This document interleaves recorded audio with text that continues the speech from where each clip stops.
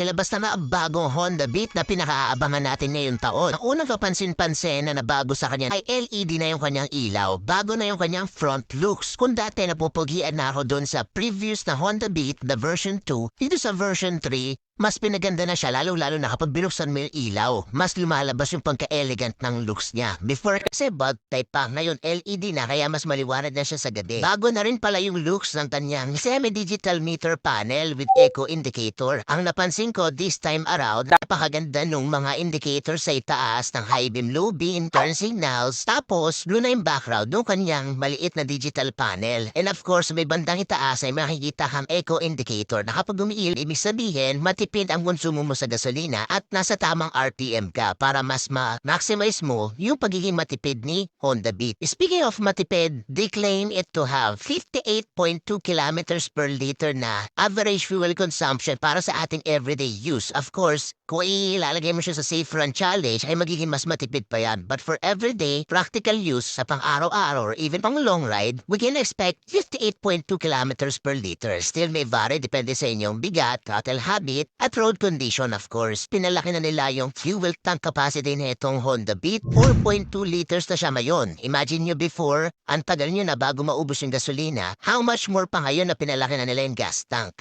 Sting, di ba? Meron na rin pala siyang larger seat storage test na ngayon ay 12 liters na. Ay stand mo siya, hindi mo siya mapapastart. Or kung nakastart siya, pag sinay-stand mo, mamamantay yung engine niya for safety. Na maiwasan nating umandar tayo ng naka-engage yung side stand dahil nakaka-accident din po ang isang yun. Meron tayong telescopic fork suspension sa unahan at naka-single hydraulic disc naman para sa braking system. Habang sa likuran naman ay meron tayong monoshock na unit swing at naka-mechanical heating trailing naman tayo para sa braking system sa likod. Pero na nga din palang combi brake system itong si Honda Beat saan kapag pinagya mo yung kaliwang brake lever which is yung likodan ay may sumasama ang unahan. Ang mangyayari, 70% rear, 30% sa front. So napaka-good nito para sa beginners, lalong-lalo na kung yung kaliwala yung kaya niyong ipreno dahil nagagas kayo dito sa kanan. Kapansin-pansin din yung kanyang bagong decals para sa play. Panindigan niya talaga yung pangalan niyang Playful dahil para napaka-playful ng combination and design ng kanyang mga decals para dito sa iba't ibang kulay na Honda Beat. Habang din naman sa premium ay meron tayong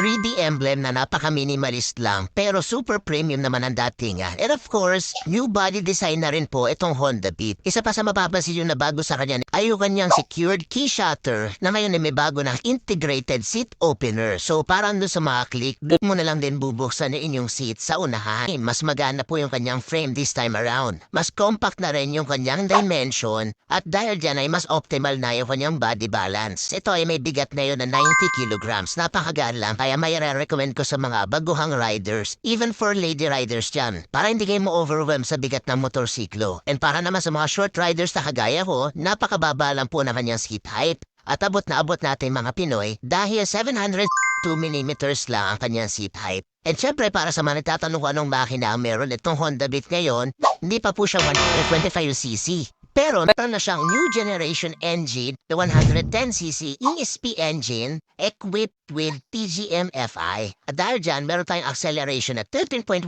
seconds from 0 to 200 meters at para sa nagtatanong ng top speed, 90 kilometers per hour naman ang kanya may offer na top speed. Dahil sa 58.2 kilometers per liter niyang fuel consumption, makakaabot ka ng 244 kilometers na cruising distance bago mo maubos yung gasolina. Ang nabago sa engine, compact na yung kanyang combustion chamber na nagresulta sa kanyang high compression ratio na 10:1 at dahil doon, mas fuel efficient na siya. Tapos idagdag mo pa na mas magana yung frame niya this time around. May weight reduction din pala sa makina na 10%.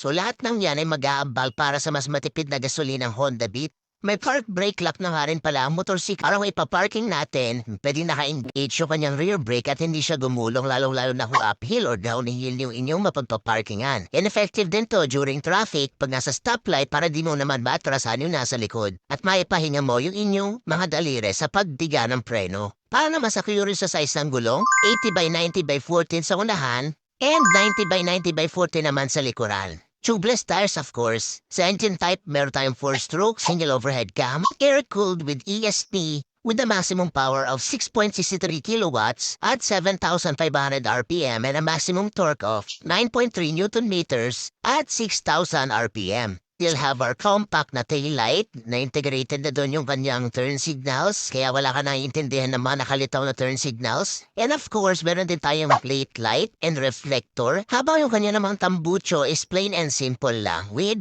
black heat guard. Ang bagong Honda Beat ngayon na version 3 kakahalaga na 71,400 para sa mga playful edition. At 72,400 naman para sa premium edition. Actually, sobrang daming gusto dito sa Arctic White na plain and simple lang. Lalo-lalo na doon sa latest post natin. Para dito sa premium edition. At syempre, kung gusto mo pa ng mas maganda pa doon, meron tayong 50th anniversary special edition na meron namang SRP na 74,400 pesos. So, mas mahal siya ng 2,000 compared doon sa premium edition na Arctic White bagong Honda Beat version 3 na nilabas ngayon ng Honda. Marami nag-aabang sa motorsiklo na to dahil sa kanyang pagiging matipid sa gasolina. This time around, may convenience na siya ng charging port, mas pinatipid pa sa gasolina, mas pinapogi, and future-proof.